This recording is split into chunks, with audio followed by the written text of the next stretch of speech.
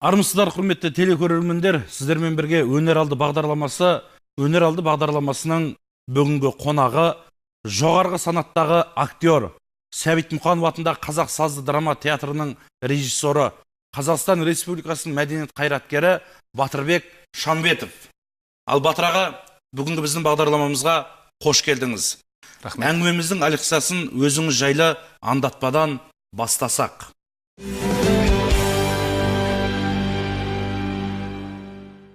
Шамбетов Батырбек Рысқұлұлы 1978 жылы 21 қараша Қырғыз Республикасы Ыстықкөл облысы Балашы қаласында туылған. Ұлты қырғыз, білімі жоғары. Қазақстан Республикасының азаматы. Орта мектепті аяқтаған соң 95 жылы Қазақ мемлекеттік театры және кино институтына түсіп, актер мамандығын 99 жылы үздік дипломмен бітіріп шықты. Сәбит Мұқанов атындағы Қазақ сазды драма театрында 2000 жылдан бастап осы күнге дейін жұмыс істеп келеді. Жоғары санатты актер, театр репертуарындағы әртүрлі жанрдағы спектакльдерде басты рөлдерді ойнайды. 2012 жылы Қырғыз мемлекеттік искусство институтында режиссура бөлімін режиссер мамандығы бойынша тәмамдады. 2003 жылы облыс әкімінің бірінші дәрежелі сыйақысымен марапатталды. Және де облыстық мәдениет департаментінің Қазақстан театры қайраткерлері одағының дипломы, грамоталармен марапатталды. Көптеген конкурстар мен фестивальдерге қатысып, өзін шығармашыл тұлға ретінде көрсете білді. 2010 жылы Солтүстік Қазақстан облысы әкімінің құрмет грамотасымен және Қазақстан Республикасы мәдениет және ақпарат министрлігінің мәдениет қайраткері төсбелгісімен марапатталған. 2015 жылы мәдениет пен өнерді дамытуға сіңірген еңбегі үшін ТМД парламентаралық ассамблеясының төсбелгісімен марапатталды. 2006 жылдан бастап Петропавл өнер колледжінде актер шеберлігі пәнінің оқытушысы болып қызмет істеп келеді. Оның оқушылары облыстық театр сахнасында табысты өнер көрсетуде.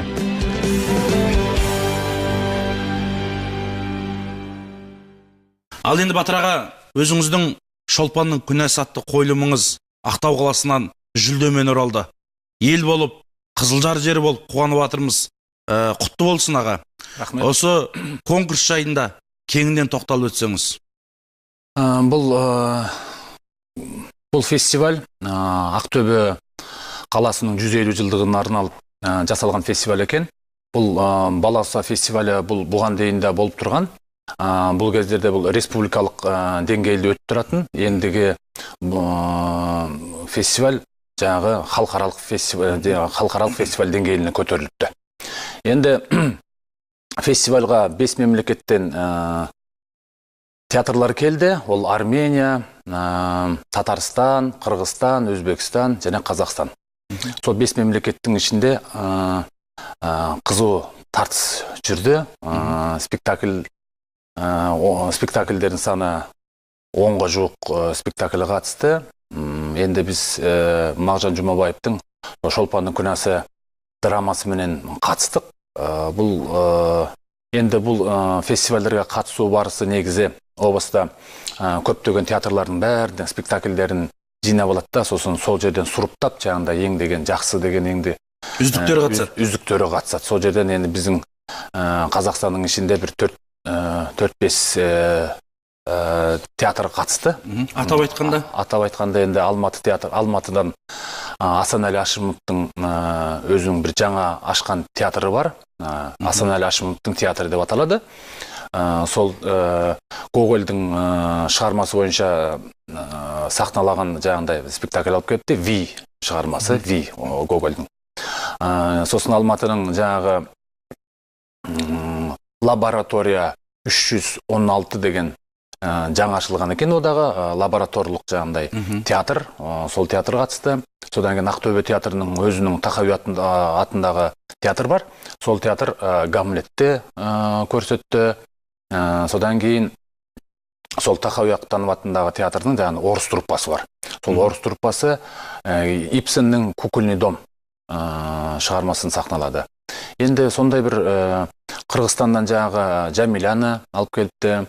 Және де мына Татарстаннан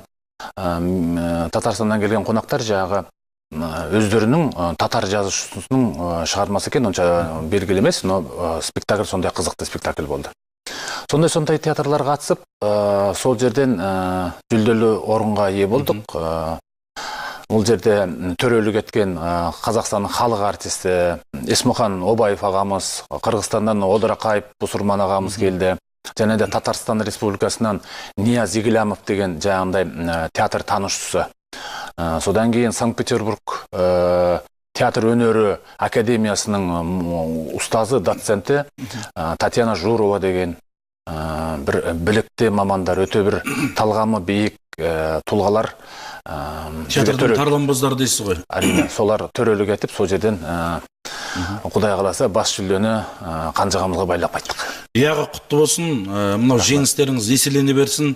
Алдағы уақытта да осындай жүлдеге жетіп, талай жердің әлі де бас жүлдесін алады деген үлкен ниеттеміз. Соған біз тілектеспіз аға.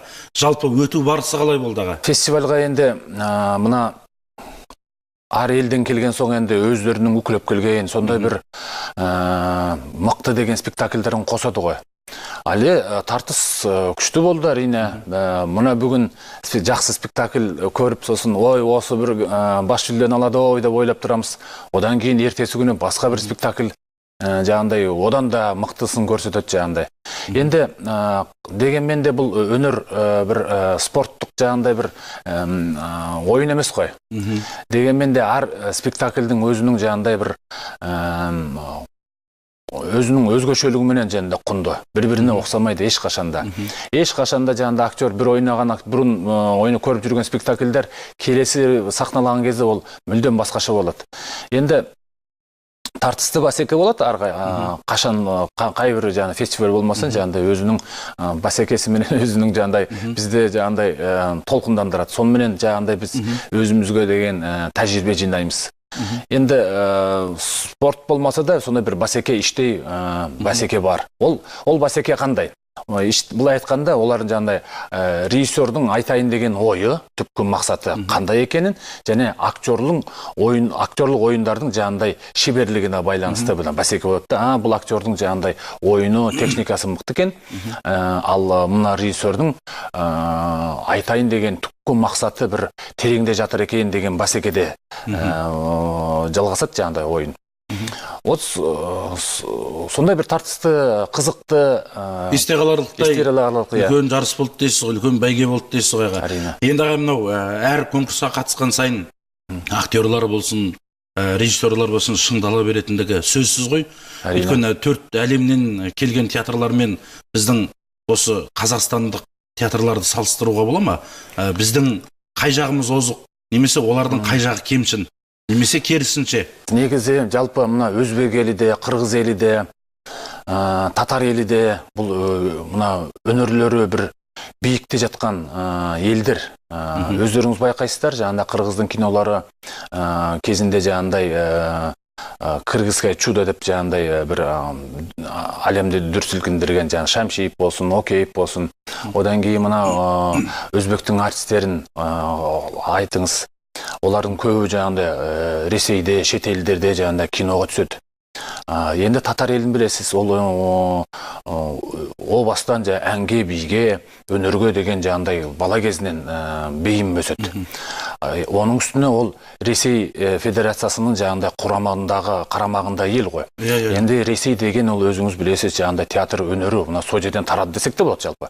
Дұрыс, баяғы кезде Грециядан шыққаны рас, бірақ мына театр өнерінің теорияларын Станиславский, Михаил Чехов деген новатор режиссерлардан басталады.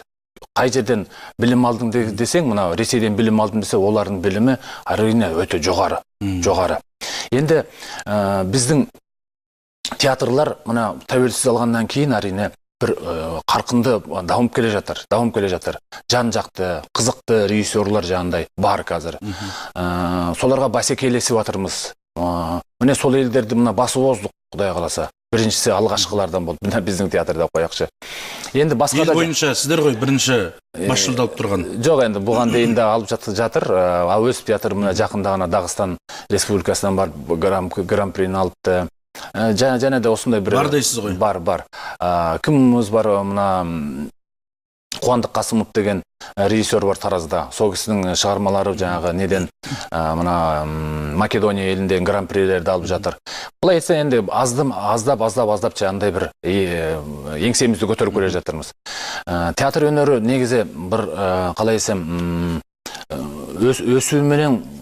өсу жолында біз Европаны еліктеп кетпеуіміз керек. Менің қорқатыным осы.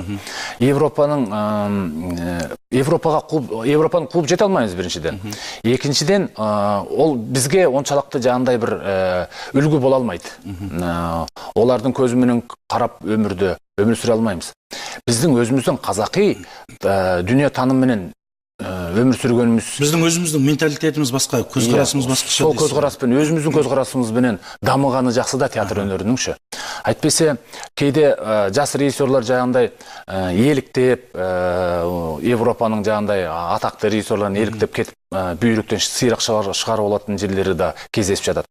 Мен оны құптамайтын едім. Себеп дегенде, бұл өзіміздің төл туындымыз бар, өзіміздің жаңағындай мәдениетіміз бар дегендей. Осы тұрғыдан дамығанда елдің көзіне де жақсы түсеміз. Мына біздің Шолпанның кінәсі да осы ұлттық менталитетте, ұлттық жаңағындай мәдениетіміздің, жаңағындай үрп-адаттың арқасында жаңағындай сондай бір өзгешелігі бар да. Оның алдында дағы біздің Қожаберген, Дауылпаз баба Қожаберген спектакліміз бар. Сол спектакльде де өзіміздің жаңағындай ұлттық жаңа дастан бар ғой, дастанды сахналадық. Бірақ театр тіліменен әрине. Театр мен тіліменен ол да жаңағындай бір үлкен неге фестивальға қатысып, ол да бір жүлделі орын алғанбыз ол жерде. Режиссерлық ізденістер номинациясын жеңіп алған болатымыз.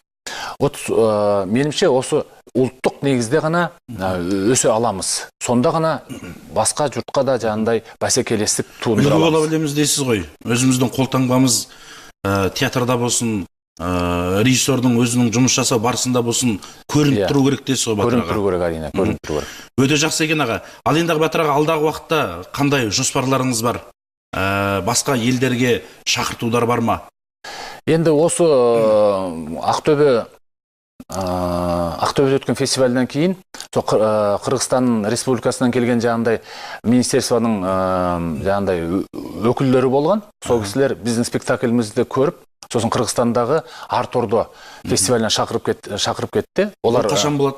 Ол Құдай қаласа сентябрьдің 25-терінде болады екен. Қазір қағаздарын жібереміз деп кеткен. Бір 5-6 күнде келіп қалу керек ол шақыру. Шолпанның күнәсі қойылымына қатысасыздар? Шолпанның күнәсі менен. Себеп дегенде ол елдерде осындай бір жаңағындай өкілдерін жібереді екенде. Олар жіберіп жаңағындай өздерінің фестивальдеріне жаңағындай спектакльдерді таңдайды. Ұнағандарын таңдайды? Иә, ұнағандарын таңдайды. Осындай біздің спектаклімізді таңдап жатыр енді, көздеріне түскен ғой көріне. Содан кейін енді Құдай қаласа сол күзде фестивальға қатысамыз деген ойда тұрмыз. Одан кейін сол фестивальдің жюри болған жаңа Нияз Игілямов, театр танушысы, Татарстан Республикасында Наурыз деп аталатын театр фестивалін нетеді, жаңа түркі тілдес елдердің жаңағындай фестивалі. Ол жерге бір 20-дан артық елден келіп өнерлерін көрсетеді. Сол кісілерді Құдай қаласа ол енді 2 жылдан кейін өтеді екен. 2 жылда бір өтетін фестиваль екен, биыл ғана өтіп кетіпті. Сондықтан енді 2 жылдан кейін аман-есен болсақ сол жерге келіңіз деп жаңа шақыртуын алдық. Құтты болсын аға, жеңіспен, жүлдемен оралуларыңызға тілектеспіз. Амин. Енді Батыр аға, театр болғаннан кейін Мағжан атамыздың тілмен айтқанда толқынды толқын қуады, толқыннан толқын туады дейді ғой. Мынау жас актерлардың легі қалай сіздерге? Жұмысқа келу қалай, орналасу қалай? Қазіргі жалпы айтқанда жастардың аяқ алысы қалай? Енді мына жас мамандар біздің театрға жылда келіп толығады. Бұл мына Астанадағы өнер университеті қазір. Өнер университетінен келіп, тамамдап келіп, осында жұмыс істеп жатады. Сосын Алматыдағы Темірбек Жүргенов атындағы академиядан келіп жұмысқа орналасады. Арнайы келісім шартпен аласыздар ма? Алдын ала қарап? Әртүрлі жағдайда келіп жатыр. Келісім шарт та бар. Олардың өздерінде қызықтар жаңағындай біздің студенттерімізді жаңағындай сіздерге жұмысқа алсаңыздар деп тұрады. Біз де алуға құштармыз. Себеп дегенде театрдың жаңа артистері жылда жаңарып тұру керек. Бірақ бір өкініштісі мына пәтер мәселесі шешілмегендіктен олар 1-2 жылда жұмыс істеп, сосын өздерінің елдеріне немесе бір жақсы үй беретін областарға жаңағыдай кетіп қойып жатыр. Міне жақында осы сезон алдында жаңағыдай Нұржан Асылхан деген бір актеріміз бар еді, жақсы өсіп келе жатқан актеріміз, осы елдің күйе баласы. Сосын осы қалып біз осында жұмыс істейді ой деген бір үмітте жүредік. Болашағынан зор үміт күткенбіз. Бірақ Астанада жаңа театр ашылып, сол театрға шақыру алып, сол жерге кетіп қойды мысалға.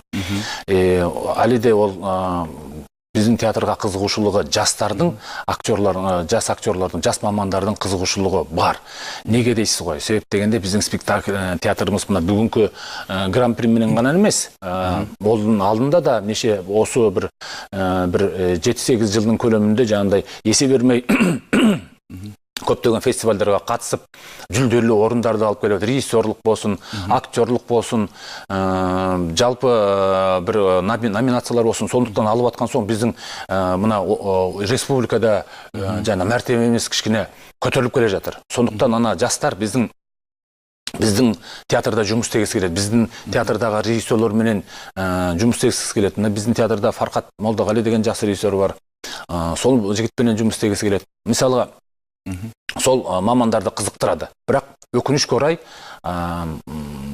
пәтер мәселесіне келген кезде ақсап қалып жатырмыз. Актерларды алып келу үшін бірінші жағдайын жасап беру керек дейсіз ғой. Иә, әрине ол енді қиын мәселе. Енді ол көптеген мына әлеуметтік қаланыменен, облыспенен жұмыс істейтін үлкен шаруа негізі. Әрине ол енді тікелей басшылықтың жұмысы ғой.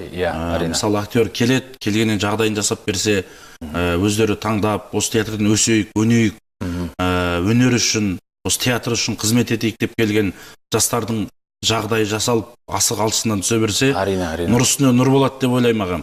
Енді бізде өнер колледжі бар. Өзіңіз сонда қызмет етесіз. Ол жерде актер мамандығы бар. Ол жерде ұстазсыз өзіңіз. Жалпы ол жерден оқып шыққан балалар театрға сіздерге жұмысқа орналасып жатыр ма? Иә, әрине. Біздің театрдың труппасының жартысы осы өнер колледжінің түлектері. Ол менің шәкірттерім бар. Аида Ильяс қызының шәкірттері бар. Және де Біржан Жалғасбаев Нұрмаханұлының шәкірттері бар. Біраз балалар еңбек етеді. Бұл өнер колледжіндегі тіршілік қарасаңыз енді өзімізге маман дайындап аламыз, яғни.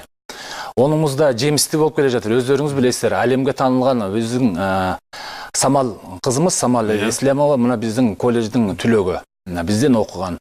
Міне, біздің результат. Біздің өнер колледжінің жаңағыдай білім деңгейінің жоғарылы екенін айдан анық көрініп тұрған секілді. Қайбір колледждің, қайбір университеттің десеңіз де болады. Актрисасы, оқушысы әлемге танылып, мынау бүкіл біздің СНГ дейміз ғой, ТМД елінде ешкім алмаған номинацияны. Венециялық жаңағыдай, Венециядан пальма вет дейміз ғой, сол сыйлықты алып жатыр. Міне, не деген бұл үлкен жетістік. Бұл мына осы театрда, ол Самал қызымыз мына біздің театрда да жұмыс істеді бір жылдай. Сондықтан біздің жаңағыдай әлемге танылу үшін барлық жағдайлар бар. Яғни потенциалымыз мықтыда, білім жағынан болсын, театр жағынан болсын, меніңше тағы да осы жылы 2 жылдан кейін жаңағыдай, 1 жылдан кейін бітіреді. Бітірген соң қазіргі түлектер. Соның біздің театрға жұмыс істейді деген ойдамын. Бір өкініштісі тағы да актер мамандығына 4-тен 5-тен ғана жаңағыдай грант бөлініпті. Ол көбірек болса деп қалаймын. Балалардың қызығушылығы бар ма? Сіздерге қабылдайтын кезде қандай шарттарыңыз бар? Балалар көп келеді. тапсырады ғой алдын ала. Иә. Соған келген кезде балалар көп па, жоқ әлде сол 3-4 бала келгеннен келіп тапсыра ма? Жоқ, балалардың саны негізі енді 4-5 кісі қабылдаса бір 10 шақты баладай келеді енді. Тек қана солтүстік Қазақстан өңірінен ба, жоқ әлде республикадан келе ма? Республикадан да келуге болады. Бұрын келіп жатты, Шымкенттен келді, мына Қызылордадан келіп оқыған балалар болды. Бірақ көбінесе біз өзіміздің солтүстік Қазақстаннан келетін балалар. Қызығушылығы бар. Театр өнері деген бұл қалайсың бір кең ауқымды, біз жаңында театрға ғана байланып қалмайды ол. Ол мамандық деген театрда да, кинода да, мына мектептердегі жаңағы дошкольный учреждениялар дейміз ғой, жаңағыдай мектепке дейінгі жаңағыдай оқу орындары. Сол жерде барып сабақ беруге болады. Мына телевидениеда келіп диктор болады, журналист болып кететін қыздарымыз бар. Фариза Жазитова деген біздің журналист қызымыз бар ғой. Соғыз мына біздің колледжде оқыған, мысалға, көптеген жан-жақты нетеді. Тек қана сахнаға ғана емес. Сахнаға ғана емес, иә. Туыс профессияларымыз көп. Жан-жақты тәрбиелейміз дейсіз ғой. Енді аға өздеріңіз маман ретінде, режиссер ретінде, ұстаз ретінде көзқарасыңызды айтсаңыз, болашақта біз Самалдың сіңілілерін немесе інілерін көруіміз мүмкін бе? Осы сіздердің өнер колледжінен бітіріп шыққан маман деп ауыз толтырып айтатындай балалар бар ма? Біз енді былай айтсақ, қалай десем екен, ұстаздар, колледждегі жаңа ұстаздар тек қана талантты адамның таланттың ашылуына көмектесе алады да. Бұл талантты қолдан жасай алмаймыз. Ол туаса келетін бір талант. Ананың ақ сүтімен келетін дүние ғой. Оны біз қолдан жасай алмаймыз. Яғни бар нәрсесін ғана жаңағыдай алтынды, жаңағыдай бриллиантты жаңағыдай қырлайды емес пе жаңағыдай. Сол қырлап, жаңағыдай шлифовать етіп отырып, жаңағыдай бір қырын шығарып, сонда ғана бағалы құнды зат пайдаланады, бұйым болады. Жоқ, былай енді көздеріңізге түсіп жүрген, осы бала болады-ау деп біз бір сыртынан қарап отырамыз ғой. Әрине үміттенеміз. Ол көп, ондай адамдар, ондай оқушыларымыз көп. Бірақ енді бақшабама дегендей, мына Самал қызымыздыңдағы бағыма, әлде бауыма. Соны өзіміз өте қиын. Екеуі бірдей болу керек те. Сонда ғана меніңше екеуін бірдей қылып қойған. Құдай тағала, соның арқасында ғана жетіп отырмыз деп ойлаймыз. Жалпы негізі талантты жастарымыз көп әрине. Олардан үмітімізді үзбейміз. Әрине мықты жаңағыдай актер, режиссер шығады деген үмітіміз бар. Енді әр адамның, өнер адамдарының пешенесінде жазылғаны болады ғой. Алуан жүйрік бар, әліне қарай шабат дейді ғой. Біреу озып шабат, біреу бір тасада білінбей жүріп, аяқ астынан жарқ етіп шығады. Мысалы, Самалды бұрын ешкім білмеді ғой. Жарқ етіп, жұлдызға айналды. Өзінің қарапайымдылығымен, өзінің дарындылығымен әлемді мойындатты. Әрине қазақтың ат төбеліндей қазақтың мерейін асырып, бір әлемнің алдына бірақ көтеріп тастады. Осындай шәкірттеріңіз көп болсын деймін. Енді аға өзіңіздің жеке басыңызға оралсақ, өзіңізде жеке шығармашылығыңызда қандай өзгерістер болып жатыр? Театрды былай қоя тұрып, енді режиссер ретінде, қандай актер ретінде қандай ойларыңыз бар, алда ойлап отырған жоспарларыңыз қандай? Осымен бөлісе отырсаңыз. Енді актер, режиссердің жұмысы жеке өз басына да байланысты, бірақ көбінесе мына ол ұжымға байланысты. Ұжымменен бірге өсеміз. Ақылдасасыздар. Мен суретші болсам бір екен жаңағыдай өзіммен жеке отырып алып, немесе ақын болсам екен сіздей отырып алып жаза салатын жаңағыдай. Жоқ, бұл біздің шығармамыз ұжымдық жұмыс болып есептеледі. Әрине үйден жеке дайындық керек, одан кейін барып жаңа ұжымменен ақылдасып, сол ұжымменен бірге жеңеміз. Енді сол ұжымменен жұмыс істейтін жағындай, алдымызда жағындай жоспарлар бар әрине. Бұл менің ойымша мына әлемдің классигіне айналған Антон Павлович Чеховтың жағындай шығармаларынан мен бір спектакль жасағым келеді. Ол әңгімелерінен. Пьесалары да бар ол кісінің, бірақ деген сондай ол күрделі, біздің қазаққа қаншалықты қызықтырады екен, ол мен түсінігімде ол қазір қиын болатын секілді. Мен үшін ол қиын шығармалар. Сондықтан әңгімелерінен алып бір спектакль жасағым келеді. Ол мына біз қазіргі заманда жаңағындай бір мына чинопочитание дейміз ғой. Шенділер менен шекпенділерге ғана құрмет көрсетіп, жас үлкен, ақыл ой парасатына, мамандығына қарап жаңағындай бір құрметтеуді бір ұмытып бара жатқан секілдіміз.